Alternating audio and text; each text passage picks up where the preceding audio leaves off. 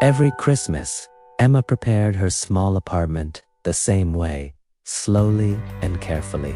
She placed the tree by the window, hung familiar ornaments, and left one chair untouched near the fireplace, exactly where it had always been. Friends believed she had moved on because she smiled, worked, and spoke politely about the future. What they never saw was the quiet hope she carried each year, waiting for the man who left without explanation to return. Waiting felt safer than forgetting.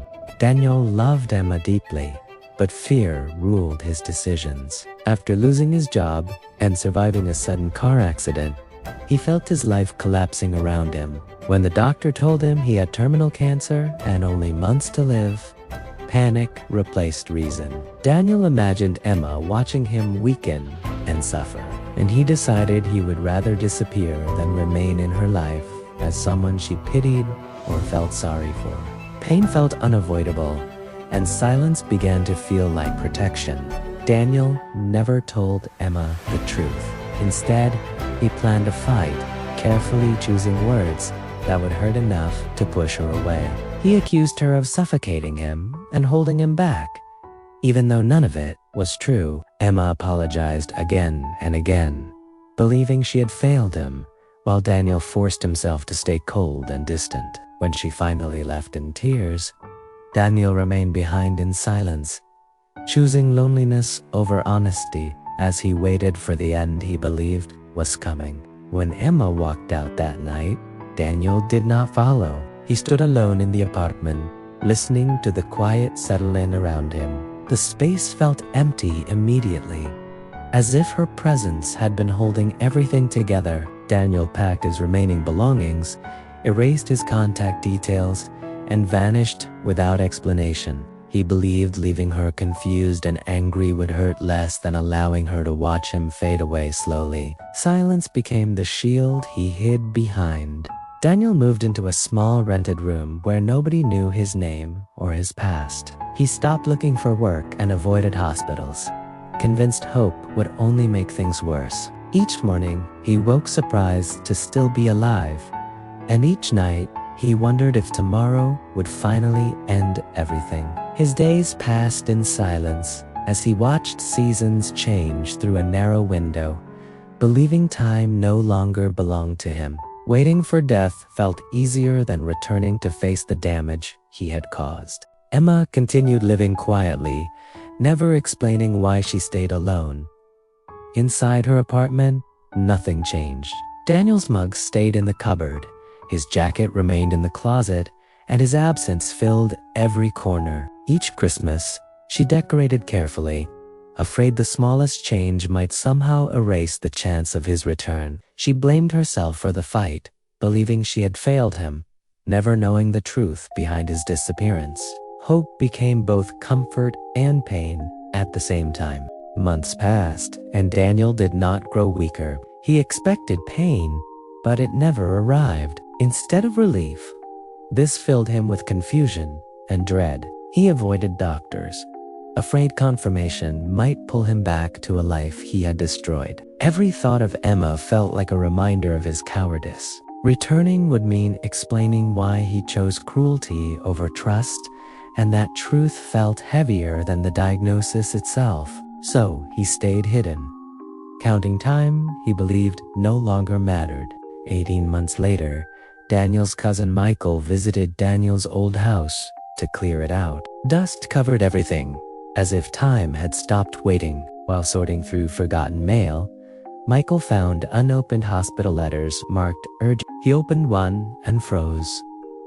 The letter explained a serious error. Medical reports had been switched.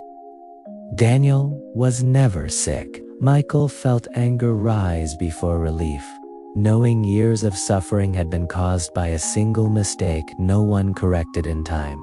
Michael found Daniel days later and handed him the letters without warning. Daniel read them slowly, his hands trembling as the truth settled in.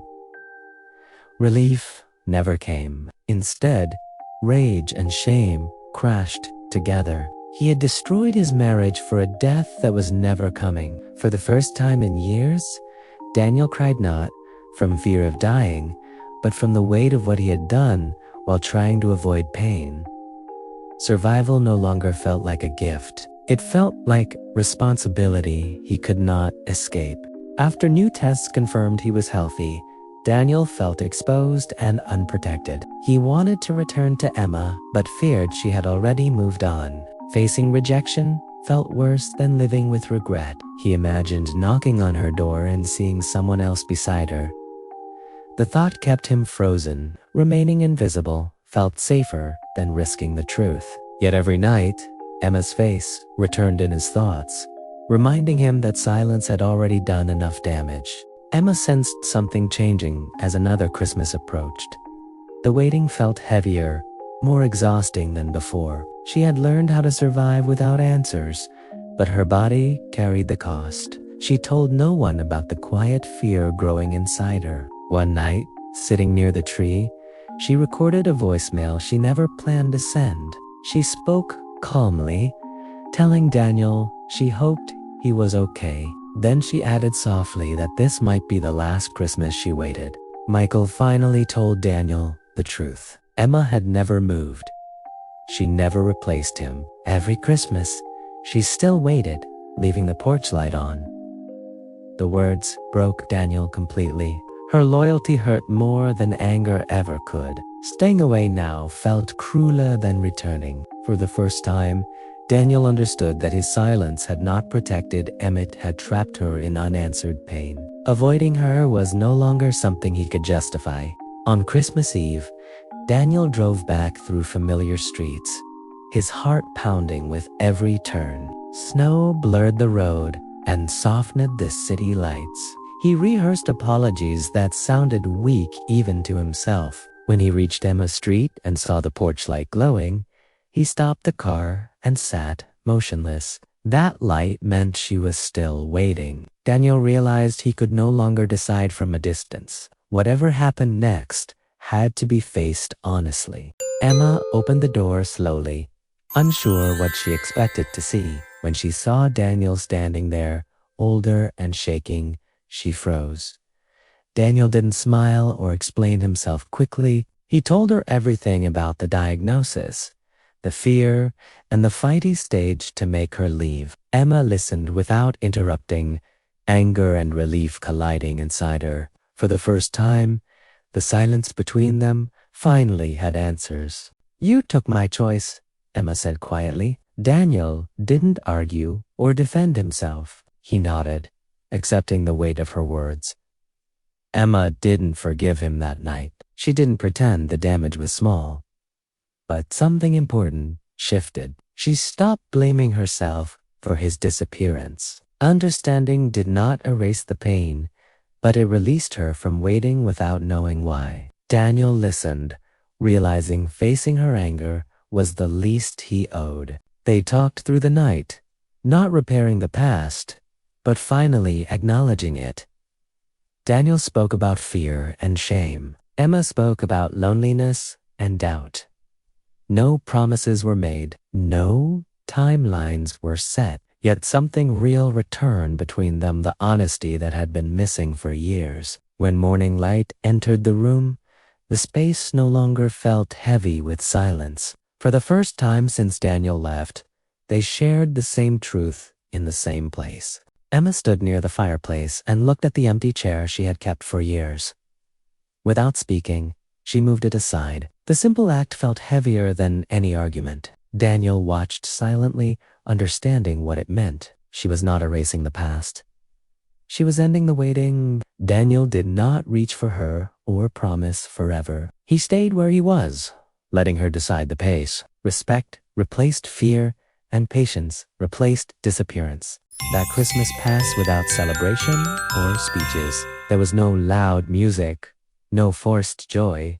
There was only presence. Daniel stayed not as a hero returning, but as a man willing to face consequences. Emma allowed him to remain, not because the pain was gone, but because understanding finally existed. The waiting ended not with forgiveness, but with clarity. Love remained changed into something slower and more careful. In the days that followed, Daniel did not rush to fix what he had broken. He stayed present, listened more than he spoke, and accepted Emma's distance without complaint. Emma allowed herself to feel anger without guilt. What they rebuilt was not the future they once imagined, but something more honest. Waiting had taught Emma patience. Loss had taught Daniel responsibility. Healing arrived quietly, without drama, one truthful moment at a time. Emma no longer waited for Christmas to feel whole. She no longer measured time by absence. Daniel no longer hid from the consequences of love. Their story did not end with perfection, but with truth. The porch light still glowed, not as a signal of longing, but as a sign of openness. Some stories do not close with certainty or celebration. They end when people choose honesty over fear. This was the last Christmas Emma waited because truth finally arrived.